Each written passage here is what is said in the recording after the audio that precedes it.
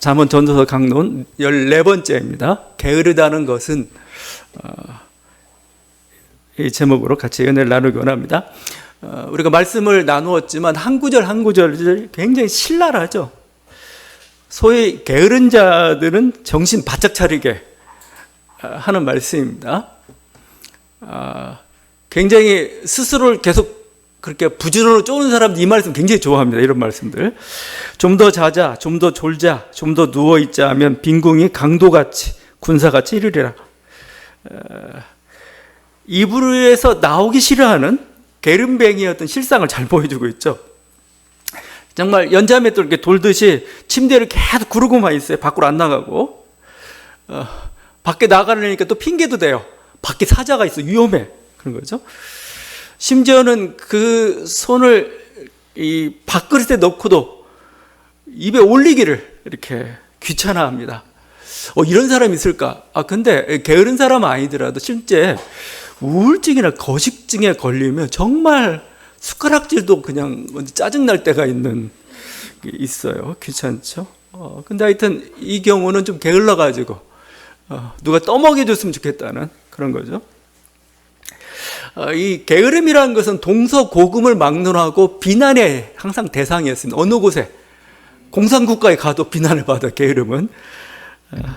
근데 부지런하고 근면 성실한 사람은 어느 사회에서나 환영받습니다.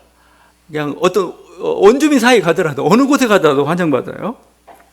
그러니까 잠언서는 이 게으름을 책망하는 내용이 많을 수밖에 없습니다.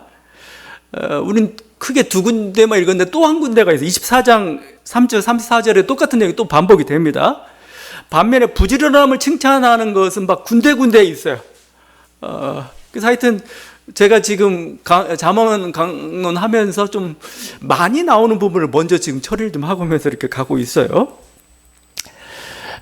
근데 여러분에게 말씀드리고 싶은 것은 실상 이 고대인이나 현대인이나 게으른 인간은 없다는 겁니다. 중간중간에도 말씀을 드리기도 했는데, 게으르다란 말은 누구의 논리냐? 그건 주인이나 사장의 논리예요. 자기 노예나 이 노동자를 어떻게 굴려먹으려고 부려먹게 쓰는 말입니다. 예수님 비유에도 많이 나와 있어요. 이게 예수님 포도원 품꾼의 비유 보면은 주인이 오후 늦게까지 아침부터 해가지고 그 포도원에 일할 노동자들을 계속 구하러 갑니다. 근데 오후 늦게 거기 서 있는 일꾼을 보면서 하는 말이 여러분 유심히 안 맞는지 모르겠는데 이렇게 얘기해요. 너희는 어찌하여 종일토록 놀고 여기 서 있느냐입니다. 놀고 여기 서 있느냐입니다. 지금 거의 저녁 해지도록 왜 놀고 여기 있어? 이거죠. 세 번역은 뭐라고 표현하냐면 온종일 빈둥거리고 있느냐라고 표현해요. 영어 성경은 여기다가 아이들이라는 표현을 씁니다. 게으르다. 너 이렇게 게을르겠냐? 이겁니다. 이걸 2번이나 사용합니다. 3시에 또 5시에 있는 그 일꾼들한테 이렇게 얘기하죠. 근데 품꾼들이 게을러서 지금 빈둥거리는 것인가? 좀 일자리가 없어서 그런 거 아니겠어요, 지금? 이들은 일하지 않으면 가족들이 굶어야 돼요. 한 데나리라는 게 사실은 한 사람 몫이 아니고 어떻게 보면 한 가족이 먹어야 될 그 하루 품삯이 될 수가 있어요. 굶어야 돼요.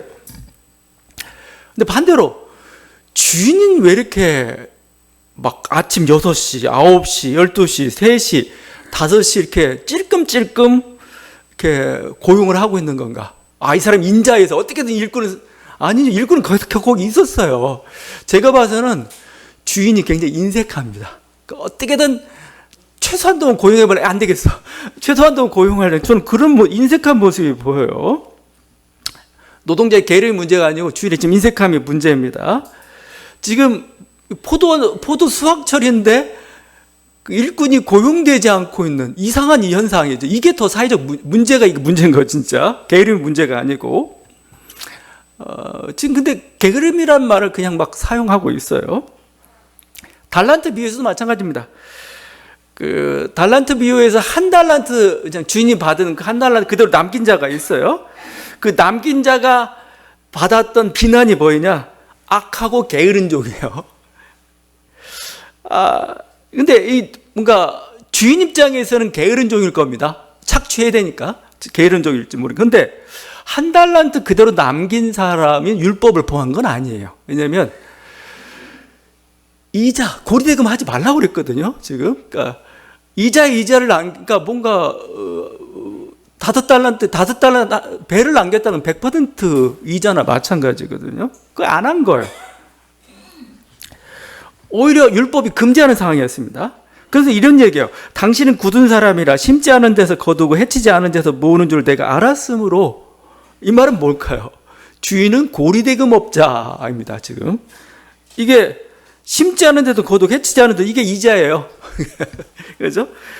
그러니까 주인은 굉장히 탐욕스러운 자본가입니다. 그러니까 이 종은 잘못해가지고 손해 날 것이 두려웠던 겁니다. 사실은 또. 그래서 제가 보니까 게으른 종은 아니에요. 뭔가 자기도 생각이 있고 뭔가 염려가 있었던 그런 종처럼 보여요.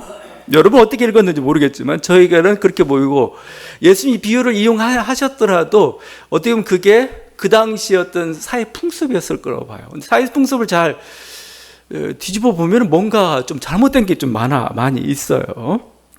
근데 이 표현을 지금도 쓰고 있죠. 현대 사회에서 부자나 오너가 가난한 자 노동자를 향해서 네 게을르다 이겁니다. 게을러. 빨리빨리가 막 되었죠. 근데 이 게으르다는 표현은 전 적절하지 않다고 봐요. 적절한 표현도 아니고 굉장히 모욕적인 저는 표현이라고 오히려 봅니다. 여러분이 행동이 굼뜬 사람이 있어요. 천성적으로 느린 사람이 있습니다. 그럼 막 게으르다고 막 얘기하는데 게으르지 않습니다. 괜찮습니다, 여러분. 스스로를 자책하지 마십시오. 여러분은 보면은 그러니까 여러분만 생각하지 말고 전 세계 아니면 동서고금을 다 통틀어 보면 굉장히 일 많이 하는 사람에 속해요. 한국인은 더 하죠. 한국에서 게으른 자라는 평가를 받는 사람이 만약 이민 가서 그쪽에 살잖아요. 그러면 야 너무 일하지 마. 너무 너 부지런해. 좀 쉬면서 해. 이런 말 듣게 될 겁니다.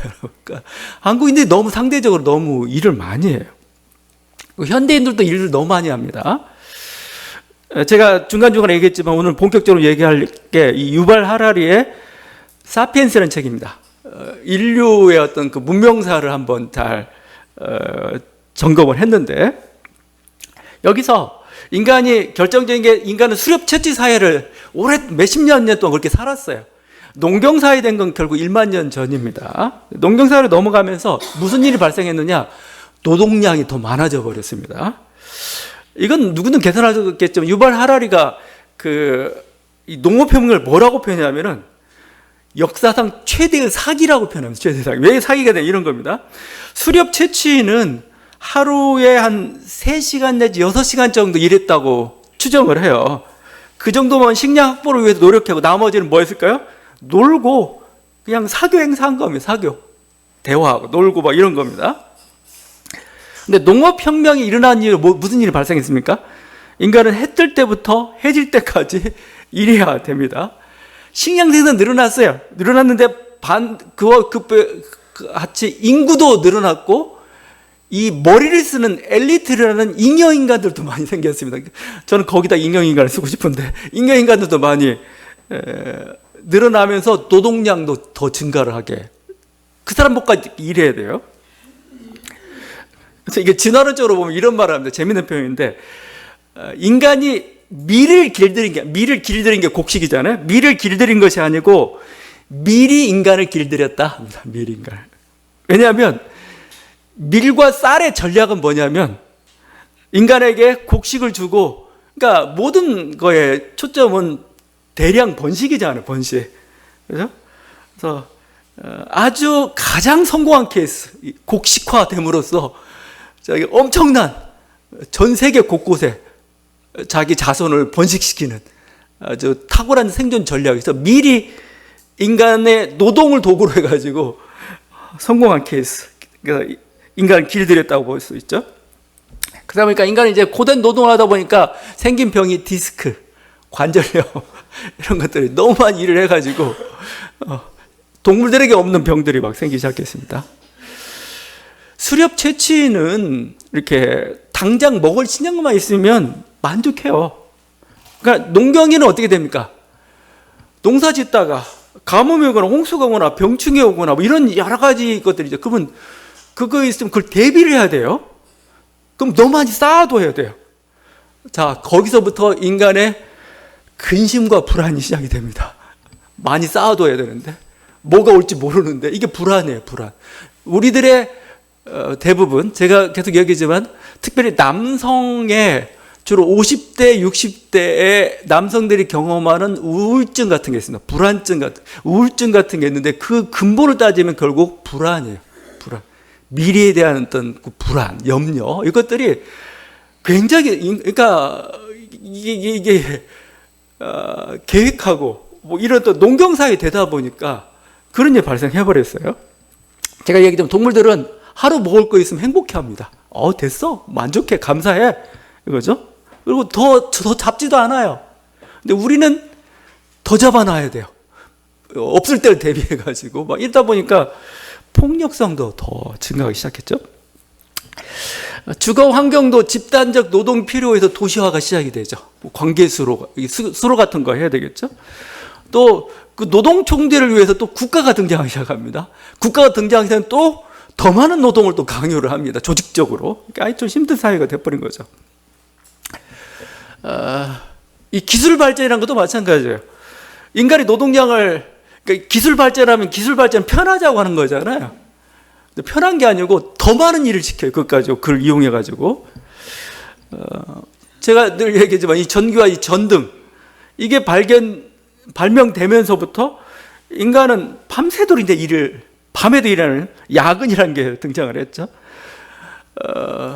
예전에 버스 운행할 때는 항상 버스 운전사하고 안내양이 필요했습니다. 둘이 필요했습니다. 근데 지금은 뭐 기계 여러 가지 발전하다 보니 버스 운전사가 다 해야 돼요. 다 해야 됩니다. 여러분도 수고가 하나 더 늘었어요. 돈도 내는데 여러분이 알아서 내릴 거 벨 눌러야 되고 뭐 여러 가지 다 이렇게 해야 되는, 그게 이전이 된 겁니다. 사실은요. 하여튼 그래가지고 노동량이 늘어났죠. 그러니까 제가 계속 얘기하는 것은 지금 사회가 강요해가지고 지금 여러분을 이렇게 막 부지런함으로 노동으로 몰아갔지, 여러분은 게으른 사람이 아니라는 겁니다. 아무도 게으른 사람 없어요. 근데 안 먹으면 죽는데 먹을 걸 찾아서 가지 않아요. 그건 게으른 겁니다, 진짜. 근데 안 죽었어요? 그럼 게으른 거 아닙니다. 왜냐면 생존만 하면 되니까. 이건 전부 게으른 사람 아니에요, 이게 다. 그러니까 그냥 상대적으로 게으를 뿐이에요. 그래서 여러분 스스로 자책하지만 나는 그냥 잘 살고, 동물도 게으른 동물 없어요. 다 자기 먹을 거 다 찾아서 다 가요. 그냥 인간도 마찬가지입니다. 왜 게으르냐? 게을러도 되니까 게으른 거예요. 먹을 게 있으니까. 자, 근데 문제가 붙죠. 문제가 붙는 게, 이렇게 살면 생존할 수 있겠지만 이 자본주의 룰에 돌아가는 이 세계에서는 가난한 자로 살 수밖에 없어요. 부자로 살기 어렵고 승자로 살아남기가 어렵습니다. 그래서 저는, 그러니까 제가 게으르다고 할 때 지금 노동량 부족이냐, 그래서 열심히 해야 우리가 성공하냐, 그게 아니고, 성공하기 위해서 정말 피해야 될 게으름들이 있습니다. 실제 진짜 이게 게으름이야. 노동량을 많이 투여하지 못해서 게으른 게 아니고, 꼭 투여해야 할 때 투여하지 못하는, 있죠? 진짜 게으름이 있어요. 이 게으름 여러분이 피해야 여러분이 어떤 성공적이고 뭔가 이렇게 승자로서 이렇게 남을 수가 있지. 그렇지 않고 그냥 여기서 말하는 어떤 이 게으름을 따르지 않는다면, 오늘 성경에서 말씀하는 정말 우리는 좀 여러 가지 생존할 수 있지만 승자로서 성공한 사람 살기는 좀 쉽지는 않다. 첫 번째가 뭐냐면 계획하지 않는 겁니다. 저기 7절 말씀인데, 개미에게서 지혜를 배우라고 하죠. 7절이죠. 개미는 두령도 없고 감독자도 없고 통치자도 없으되, 개미는 두령도 없고 감독자도 없고 통치자도 없다. 일사분란하게 잘 일한다는 거죠. 부지런히. 근데 제가 보니까 잠언서가 좀 틀렸어요. 그러니까 이 잠언서의 지혜라는 것도 시대적 한계를 가지고 있어요. 오늘날의 지식으로는 개미는 굉장한 이 두령이 없고 감독자가 없는 게, 통치자가 없는 게 아니라 개미는 굉장한 네트워크 공동체입니다. 아주 네트워크가 탁월한 공동체예요. 자, 효율적인 분업 체계를 가지고 있죠. 근데 각자 일과 역할이 있어요. 페로몬이나 뭐 여러 가지 어떤 그 신호 체계를 가지고 서로 순식간에 의사소통을 해내고 있습니다. 그래서 생산, 저장, 번식이라는 목표를 향해서 일사불란하게 움직입니다. 이게 인터넷 체제예요. 그래서 어떤 분이 인터넷과 그 단어에 견주어 가지고 개미 사회를 엔터넷 체제로 합니다. 엔터넷. 거의 비슷한 체제로 돌아가고 인터넷. 두령도 있어요. 감독자도 있고 통치자도 있습니다. 누구냐? 네트워크입니다. 네트워크가 바로 두령이고 감독이고 그래요. 시스템이죠. 그들이 두령이고 감독이고 그게 있어요. 그래서 개미가 없다는 말이 아닙니다. 자, 똑같이 이게 있어야 돌아가는 거죠. 그럼 인간에게 있어서는 뭐가 이 네트워크이고 뭐가 두령이냐? 우리의 머리입니다. 우리의 뇌. 우리의 뇌가 우리 몸의 지배자고 감독자입니다. 생각하고 감독하고 평가하고 계획을 세우는 일이죠. 이걸 우리 뇌가 합니다. 뇌. 그래서 제가 게으르다는 건 뭐냐? 결국 이렇게 따지면 게으르다는 것은 뭐냐면 몸을 부지런히 굴리지 않는다는 뜻이 아닙니다. 생각하지 않는 게 게으른 거예요. 생각하지 않는, 계획하지 않은 게 게으른 겁니다. 자신의 상태를 점검해보고 평가하고 미래를 계획하는 것, 이거 해야 돼요. 이거 해야 게으르지 않는 사람 정말 쉴 수 있어요. 그래야. 계획을 세우는 데는 게을러서는 안 되고, 계획이 섰다면 느긋하게 사도 괜찮아요. 좀 여유 부려도 괜찮아요. 근데 이게 안 되니까 사실은 게으르다 하고 그런 말을 듣는 겁니다. 그리고 성공한 인생으로 살지 못하게 되는 그것 중에 하나죠. 예전에 그 부자 아빠 가난한 아빠라는 그 책이 유행했었습니다. 뭐 부자 아빠 이름에다 부자냐 가난한 자 붙이는 것 자체가 굉장히 속물적이죠. 나 줬으면 됐지. 뭐 거기다가 그냥 아빠는 그냥 그대로 그 자체로 위대한 겁니다. 근데 하여튼 재물로 평가하는 것은 속물이지만 하여튼 이 사람이 부자 아빠, 가난한 아빠라고 표현했는데 이 책에서 규정한 가난한 아빠가 누군지 아세요? 가난한 아빠는 자기 노동으로만 살려는 사람이에요. 자기 노동으로만. 일한 만큼, 그러니까 열심히 일해요. 아주. 그러니까 뭔가 이렇게 실패한 그게 아니에요. 열심히 일해요. 힘들게 일하지만 일의 효율성 대가가 좀 적은 거죠. 그대로 잘 안 나타나는 겁니다. 반면에 부자 아빠는 뭐냐? 자기 돈을 자본 삼아가지고 돈이 돈을 만들어내게 만듭니다. 우리 사회에 돈을 만들어내는 게 뭐 대표적인 게 부동산 임대 같은 거죠. 건물주 돼가지고 상가에서 계속해서, 아니면 주식 같은 거 해가지고 계속해서 이렇게, 이게 부자 아빠 되는 길이다 이렇게 제시를 하고 있어요. 제가 지금 이런 삶의 방식을 권하는 게 아닙니다. 이게 뭐예요? 생각하라는 겁니다. 계획하라는 거고, 그 힘을 얘기하는 겁니다. 지금 내가 노동해야 되는 거, 내가 어떻게 해야 정말 고된 노동을 하지 않을까, 아니면 내가 어떻게 해야 노동한 만큼의 대가가 최대한도로 잘 나올 수 있을까를 우리는 뭐예요? 계속 고민해야 돼요. 고민해야 됩니다. 그래서 거기에 생각하고 계획하고, 그래야 우리가 가난에서 벗어날 수 있고 뭔가 게으르단 말을 듣지 않을 수가 있습니다. 그 건물주한테 누가 게으르란 말 안 해요. 야, 저기 돈 벌고 있는데 내가 왜 게으르니? 빈둥빈둥해도 게으르란 말을 하지 않습니다. 제가 일하고 있잖아. 대신 내 대신. 그래서 이게 우리가 생각할 때, 계획할 때 하지 않는 게 게으른 겁니다. 두 번째가 기회를 놓치는 것이에요. 기회를 자꾸, 적절한 기회가 있는데 여기 힘을 쏟아내는데 이걸 놓치는 거예요. 개미의 지혜가 좀 8절에 있죠.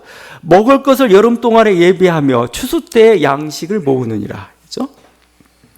여름철에는 먹을 것이 많죠. 그러니까 이것을 한 해를 먹는 겁니다. 계속 부지런히 해가지고. 추수 때는 뭐요? 양식을 쌓아둬야 되죠. 추수 때. 그래야 추운 겨울 아니면 가뭄 때를 이렇게 대비할 수가 있습니다. 북극곰은 연어가 귀환하는 절이 되면은 실컷 먹어야 됩니다. 이걸 살을 찌우죠. 그래서 그 축적한 영양분을 가지고 겨울잠을 자는 겁니다. 영양분 소금하면서. 근데 오늘 암 잡아 먹어요. 아이 나 귀찮아. 아이 나 허리 아파. 이러고 있으면 겨울에 굶어 죽어요. 죽습니다. 모든 건 때가 있어요. 그때 집중해야 성공합니다. 이게. 그래서 학생 때는 어떤 때 우리가 얘기하는 게 학생 때는 공부해야 하는데 공부해야 되는데 왜 공부해야 되냐면 공부에 집중해냐면 집중해서 공부해야 자기가 원하는 대학이나 좋은 대학에 들어갈 수가 있어요. 거길 나와야 또 좋은 직업이나 직장을 가질 수가 있어요. 거길 잡고 나면 그 후부터는 그냥 부가 저절로 쌓여요. 알죠? 이 기간에 네가 열심히 투자해 놓으면은 그 결과를 가지고 먹고 사는 거나 마찬가지예요. 그러니까 예전에 뭐 고시생 같은 경우 마찬가지. 고시생 거한 10년 정도 정말 낭인 생활하듯이 막 그렇게 막 살아요. 근데 여기서 합격을 해요. 자격증을 따요. 그러면 이제 그냥 흘러갑니다. 그걸 해가지고 이게 막 들어오기 시작하죠. 의사는 인턴 레지던트 생활할 때 정말 불과 몇 시간 못 자고 막 고생을 합니다. 항상 의사한테 뭐라고 하면 의사가 무슨 얘기 하냐면 나 이렇게 고생했어. 나 정말 뼈를 갈아서 이렇게 했어. 뼈를 간 대가입니다. 적절한 시기에 뼈를 갈아서 집중한 대가 이제 뭐 어느 정도 단계가 되니까 이제 아주 높은 연봉과 수익을 가지고 살아가는 거죠. 제가 이 얘기하는 것은 모든 건 때가 있다는 거예요. 그때에 집중해야 성공합니다.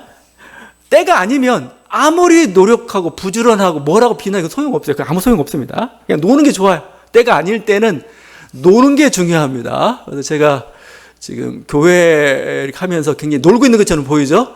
왜 그러냐면 때가 아니라서 그래요. 여기 때가 아닌데 막 여기 억지로 하다 보면은 저 병 걸립니다. 저 병 걸려서 못해요 그거. 예. 그러니까 제가 얘기는 때에 집중해야 되지. 이 아무리 때가 아닌데 한다는 게 좀 힘든 거예요. 때와 기회가 왔을 때 집중하지 않는 그것을 저는 게으르다는 게 뭐냐면 그때인데 집중하지 않는 게 게으른 거예요. 그게. 고대 헬라 사회에 그 카이로스라는 신이 있었습니다. 카이로스는 때라는 어떤 시간을 가리키는 거죠. 시간을 가르치는 단어이기도 하면서 동시에 신의 이름이에요. 헬라인들은 중요한 개념에다가 신이 항상 등장을 합니다. 근데 그 카이로스 신의 모습이 상징적이에요. 카이로스 신은 눈이 안 보여요. 뭐 가려가지고.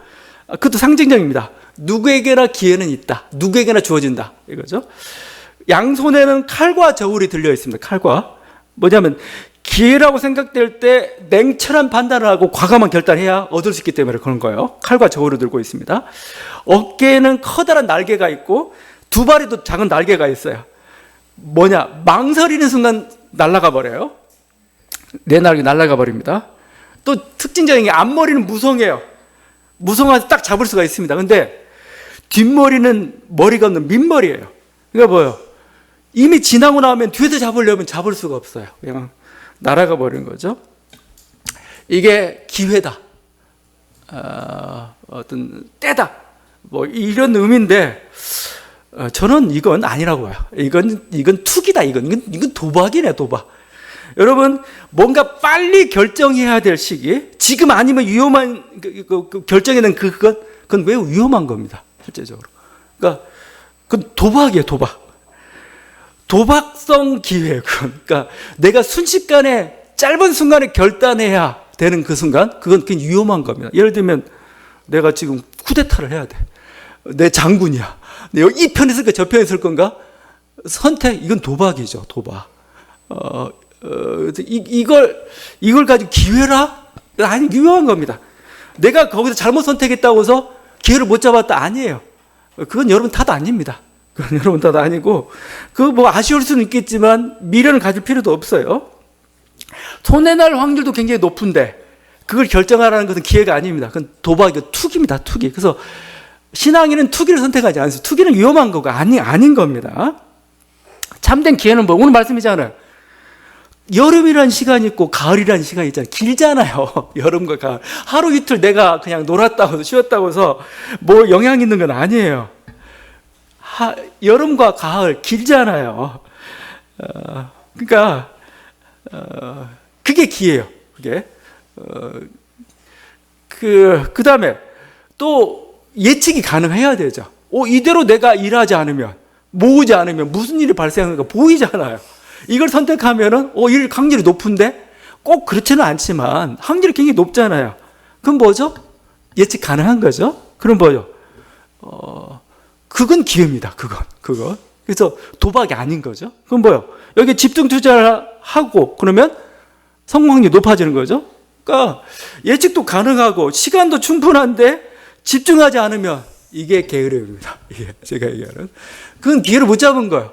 기회라는 거 하여튼 제가 얘기하는 도박은 아니라는 겁니다. 이건 버려버리자 그냥. 필요 없습니다. 자기한테 좋으면 행운이고 감사합니다만 받을 거지만 이건 일부러 아쉬울 것도 없어요. 이건 내게 아닌 게 선물로 들어온 것처럼 생각해야 되지. 이렇게 짧은 시간 안에 도박성에 그게 주어지는 행운이라는 것은 위험한 거고 결코 거기에 기대해서는 안 되죠. 좀 더 나아가면 이건 신앙적이 아니에요.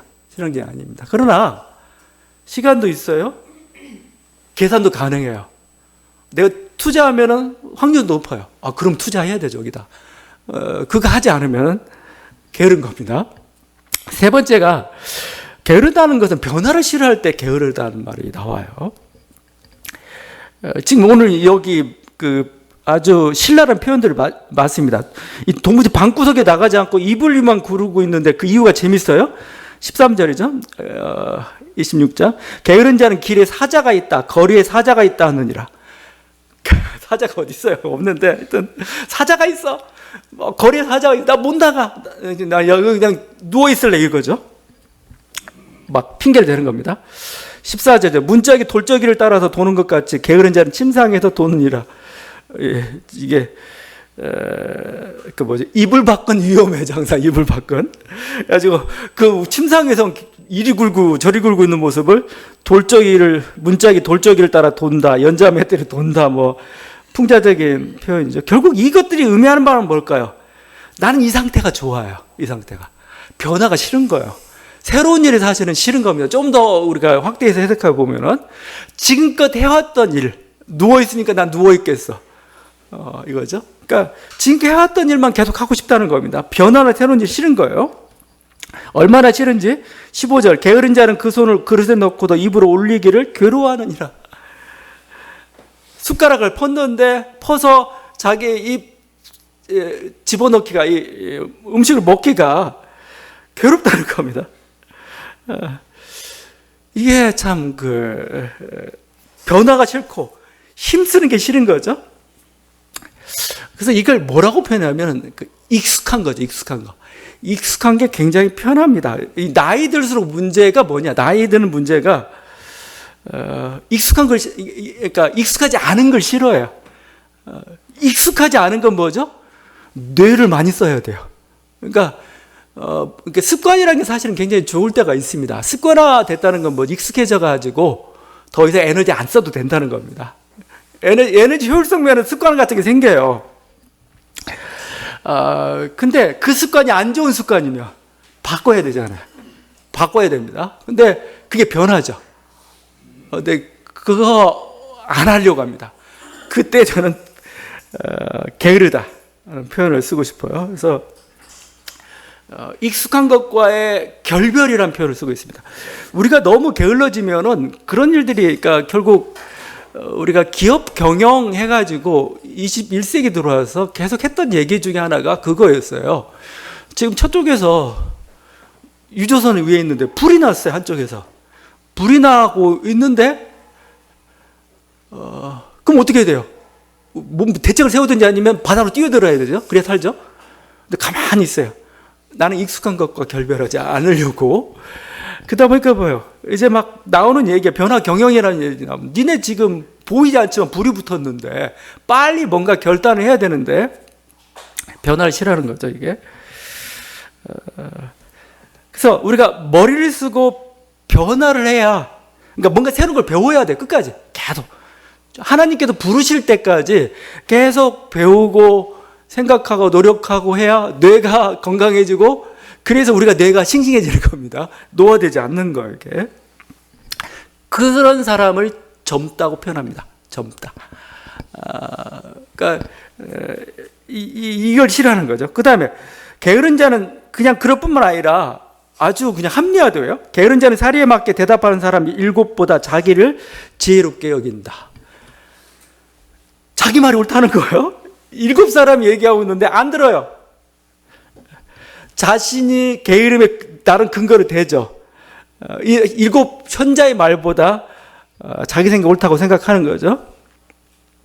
이게 저는 이걸 뭐라고 표현? 생각이 게으른 사람이라면 생각이 게으른 사람의 특징입니다.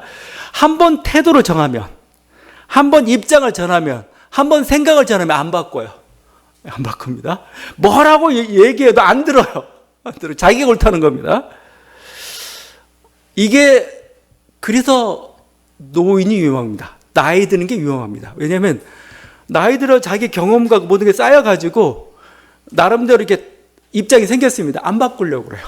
계속 그게 옳다고 하는 겁니다. 그러면 무슨 말을 듣냐면 완고하다는 말을 듣습니다. 그때부터 완고하다. 항상 끝까지 부드러워야 돼요. 수용성이 있어야 된다는 거죠. 이건 요즘 한국 교회 모습도 그렇고 한국 사회의 어떤 소위 어떤 극우적인 어떤 이념을 가진 세력들의 모습이 그렇습니다. 극우적 이념을 저는 뭐라고 표현하냐면 생각이 게으른 사람들이라고 생각해요. 왜냐하면 자기 원래 보던 그 태도가 있어요. 입장이 있어요. 그걸 계속 고수하는 거예요. 현실이 바뀌었어요. 현실이. 경제 현실, 나라 현실, 어떤 세상이 바뀌고 있는데 뭐요? 세상이 바뀌면 그 바뀐 만큼 수용하고 자기 생각을 현실에 맞춰야 돼요. 근데 이념적인 사람들의 특징은 뭔지 아세요? 현실을 안 봐요. 자기 이념으로 자꾸 세상을 보려고 그래요. 안 맞죠. 그렇게 해석하려고 하니까 안 맞아요. 저는 그래서 하는 말이 이렇게 되면 뭐예요? 현실 적응 능력이 떨어지고 완고해지고 고립돼서 실패합니다. 결국은 실패해요. 그러니까 제가 극우 이념의 문제를 계속 뭐라고 보냐면 현실을 파악을 못하는 게 제일 문제입니다. 자기 생각 모두가 있을 수가 있어요. 그러나 현실은 제대로 봐야 되거든요. 현실에 맞춰서 자기를 조정해야 됩니다. 그래서 생각을 변화를 하지 않는 사람은, 생각을 고집하는 사람은 한때는 성공했을지 모르겠지만 지금은 위험한 사람들이 됩니다. 그래서 항상 변화해야 되죠. 그래서 저는 그런 사람을 좀 생각이 게으르다. 생각이 게으르면은 성공하기가 어렵습니다. 한때는 성공했을지 모르겠지만, 그러니까 변화를 위해서는 익숙한 것과 침상을 이불을 뛰쳐나와야 돼요. 자기 결별한 그 용기와 담대함이 필요한 거고, 몸은 느려도 현실을 그대로 보고 있다면, 현실 변화를 수용하고 있는 사람이라면 부지런한 사람입니다. 내가 행동은 좀 느려도 나는 봤어. 저기 있구만. 이제 그 방을 여러분이 바라보고 그냥 하고 있다면 좀 굼뜨더라도 괜찮아요. 왜냐하면 미래라는 건, 정말 하나님의 때라는 것은 그렇게 순식간에 덮치지 않아요. 순식간에. 보여요. 시간이 여유가 있어요. 여유가 있습니다. 방향이 중요한 겁니다. 방향이. 이렇게 가야 되겠구나. 이렇게 가야 되겠구나. 이걸 정하고 가면은 뭐 더디 가든 군뱅이처럼 가든 뭐 하든 결국은 성공하게 되어 있어요. 근데 엉뚱한 방향 가면은 이거 도무지 답이 없습니다. 답이. 근데 아무리 빠르더라도 답이 없어요. 막 저쪽으로 가야 되는데 반대쪽으로 가면 아무리 빨리 달려도 더 망하는 거예요. 그건 안 되는 겁니다. 그래서 어떤 변화의 현실을 바라보면서 방향이라도 제일 정했다면 괜찮습니다. 게을러도 천천히 가도 괜찮아요. 그건 게으른 사람이 아니라 오히려 더 부지런한 사람이다 라고 저는 생각을 합니다. 다시 말씀드리지만 어떤 인간이든 현대인적으로 노동의 양으로 따져가지고 게으른 사람 없습니다. 저는 전부 다 부지런한 사람들이고 다 열심히 사는 사람들이라고 생각을 해요. 그러나 하나님은 우리가 좀 더 성공적인 삶을 살기를 원해요. 그러기 위해서는 소위 우리가 아까 얘기했던 정말 게으름이 뭔가, 게으름. 우리가 이렇게 계획하지 않고, 우리가 집중하지 않고, 우리가 변화를 시행하는 이런 것들이 사실은 진짜 게으름이고 우리의 성공을 가로막는 어떤 그 발목을 잡는 그런 것들입니다. 다시 한번 우리 하나님의 은혜를 주셔서 좀 부지런함으로 또는 이렇게 게을러도 그걸 여유를 생각하며 가는 저와 여러분 되기를 간절히 바랍니다. 기도하시겠습니다.